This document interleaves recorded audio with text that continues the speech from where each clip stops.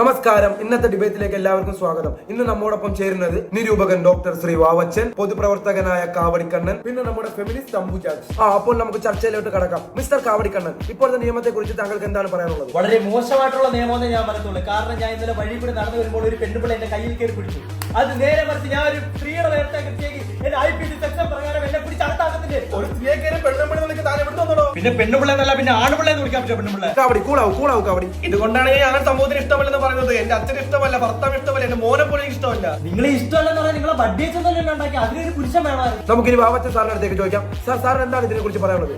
Sir, സ്ത്രീ എന്ന് പറഞ്ഞാൽ പെണ്ണ്, പുരുഷൻ എന്ന് പറഞ്ഞാൽ ആണ്. മുതുക്ക് വാണോന്ന് പറഞ്ഞാൽ ഈ കളർ വാണോ എന്ന് പറയുമ്പോൾ കഴിഞ്ഞ നിയമവിലേക്ക് പിടിച്ച വാണോ. അങ്ങനെയാണെങ്കിൽ ആ വാണോട് നിങ്ങൾ മൂട്ടിട്ട് പോട്ടിരി. ഇങ്ങനെയുള്ളവരെ പിടിച്ചാണ് ഡിബേറ്റ് കൊണ്ടിരിക്കുന്നത്. രാകേഷ്, സോറി കാവടിക്കണ്ണൻ, എനിക്ക് അൺകൾച്ചറൽ ഫെലോസിന് സംസാരിക്കാൻ താല്പര്യമില്ല. ആദ്യം നിങ്ങൾ ആ അൺകൾച്ചറൽ ഫെലോസിന്റെ സ്പെല്ലിംഗ് എന്ന് പറഞ്ഞു. അതാണ് ഇവിടുത്തെ വിഷയം. നിങ്ങൾ ഞങ്ങളുടെ